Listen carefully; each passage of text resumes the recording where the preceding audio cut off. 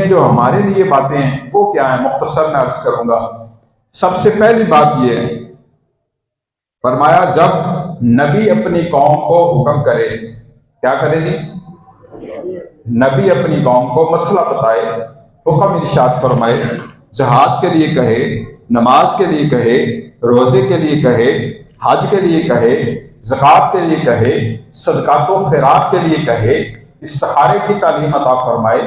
जो भी नबी तुम्हें अता फरमाए उसको बगैर सोचे समझे अमल करना तुम्हारे लिए बेहतर है कि उसमें सवाल करना तुम्हें नुकसान देगा। ये आपने देखा जब हजरत मूसा अलैहिस्सलाम ने फरमाया कि गाय ज़िबा करो और गोश्त का टुकड़ा मारो तो वो काम बन जाएगा, तो उस कौम ने क्या किया, सवाल पे सवाल, सवाल पे सवाल, सवाल पे सवाल, इतने सवाल किए कि सिर्फ वो गाय थी और उनके सवालों ने उसको नायाब कर दिया। एक मसला हमें इसमें यह समझ आया, मुफस्सिरीन ने लिखा है कि अगर वो सवालों जवाब ना करते, कोई भी गाय ज़िबा करके उसके गोश्त का टुकड़ा उसको मार दे तो अल्लाह ने उससे भी उस शख्स को जिंदा फरमा देना था। आप उन्होंने अपने आप को ना ज्यादा मुश्किल में डाल दिया, सवाल कर करके क्या किया जी, ज्यादा, जैसे हम मसला पूछते हैं ना कारी साहब से, थोड़ा कुछ टोरने हैं तो फिर वापस आने, अच्छा ये गल इतों कहेंगे, थोड़ा कोगा जाने तो फिर पिछा आ जाने, अच्छा अच्छा मैं याद आया है तो इदा हूं की करना है, मसला समझ आ रहे हैं। जिस तरह कोई मरीज आ जाता है ना तवीज लेने, हम तवीज दे जनाब एक पानी छपा पियो, उस सवाल देखो वो अपनी जान को आप भी खा पाता है, बुजुर्गों ने दे दिता तवीज, दम कर दिता, दुआ हो गई, बस तेरे दिल को तसल्ली होनी चाहिए, काम हो जाएगा, जाओ अल्लाह के स्कूल, अल्लाह ने करना है।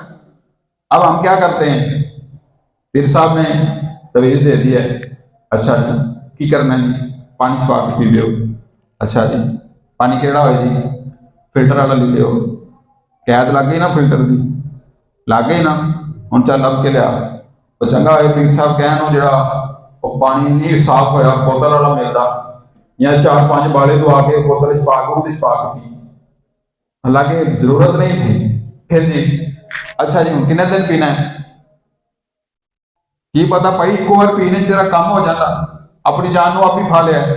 पीर साहब कहते हैं चलो 7 दिन पी, ठीक है, अच्छा जी कोई परहेज तो नहीं, आने आप परहेज भी है, फलानी शायद छड़ दे, अच्छा पीने तो बाद फिर मैं की करना है, पीने तो बाद सारा पानी खत्म कर दे, फिर जो कागज बचेगा और पीर साहब कह देंगे ने ये अल्लाह का नाम चुके उत्ते लिखा है, ये किसी उची जगह या दीवार से या पौधे के विच या गमले पानी शानी कितने टोया मार के बेदबी ना हो उस जगह से इस पानी को दोबारा इस्तेमाल करना।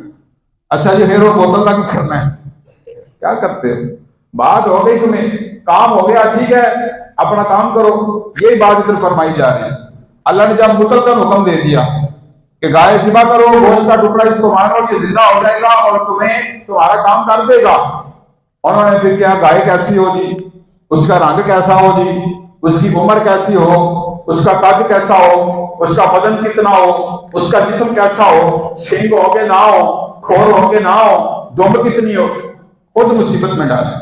आज हमारे उलमा फरमाते हैं कि जब तुम मसला पूछने जाओ तो फिर उलमा से ज्यादा सवाल ना करो, अपनी जरूरत का मसला पूछो, तुम्हारा काम हो गया है तो भला चलते बनो, अगर ज्यादा बात करोगे तो कैद लगती जाएगी।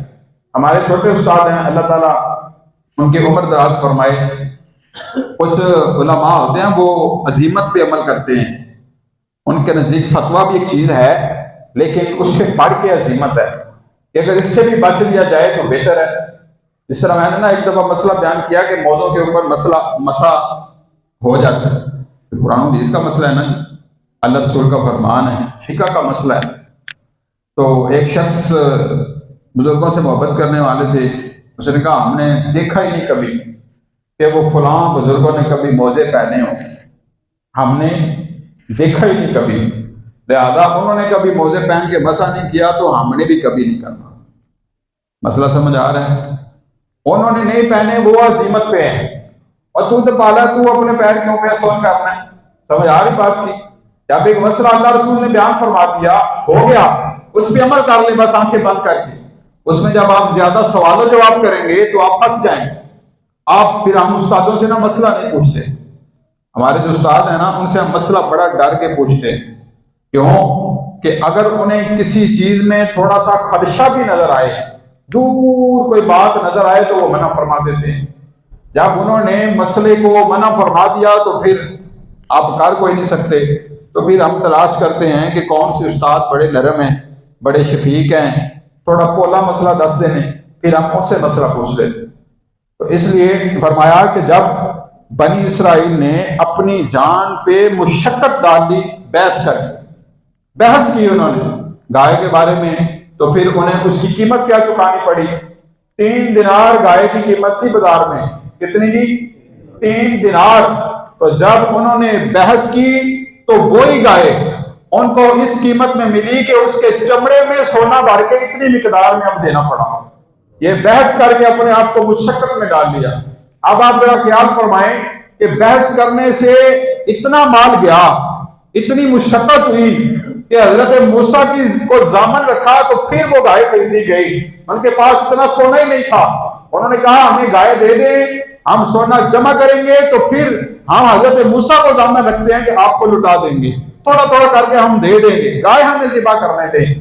तो दुनिया में इतना नुकसान हुआ, और अगर हम दीन के मामलात में बहस करते रहें तो फिर आप आप सोचें, आप तसव्वुर फरमाएं कि फिर आखिरत में हमारा कितना बड़ा नुकसान हो सकता है कि दुनिया में इतना नुकसान हो गया।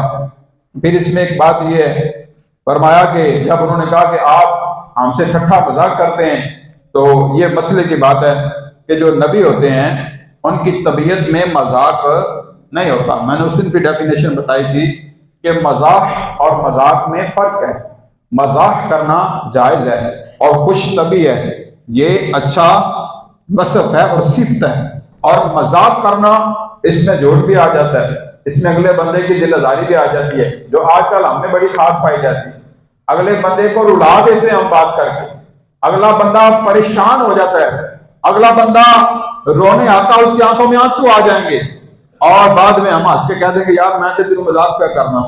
ये मजाक नहीं है, ये जाहिलों का काम है और इसका गुनाह है और ये हराम है। और जो दिलजारी का गुनाह है, जितना बड़ा गुनाह है कबीरा दिलजारी करना, ये उसी जिम्मन में आएगा और उसी दर्जे में शुमार किया जाएगा।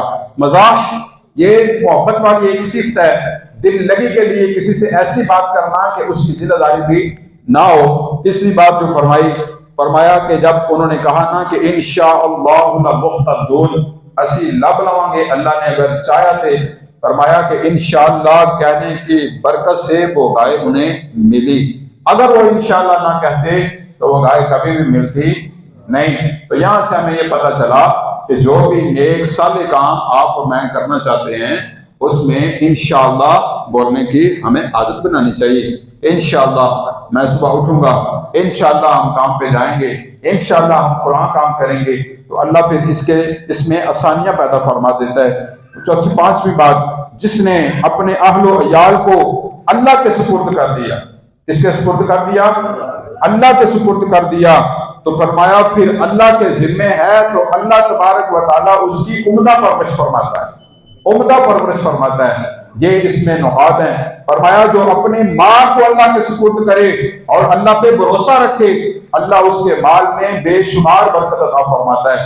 जिस तरह उस शख्स ने गाय को अल्लाह के सुपुर्द कर दिया और अपने बेटे के लिए वो माल महफूज किया, तो फिर उसमें बरकत क्या पड़ी कि सारे बनी इसराइल को उस गाय की कीमत ना अदा कर सके, इतना सोना उनके पास है ही नहीं। फरमाया सातवीं बात, वालिदैन की फर्मा बरदारी, चूंकि अल्लाह को पसंद है, उस बच्चे ने अपनी माँ की फर्मा बरदारी की, उसकी बरकत से अल्लाह ने उसे दुनिया में भी माल अता फरमाया और आखिरत में भी इसका अजर अता फरमाएगा।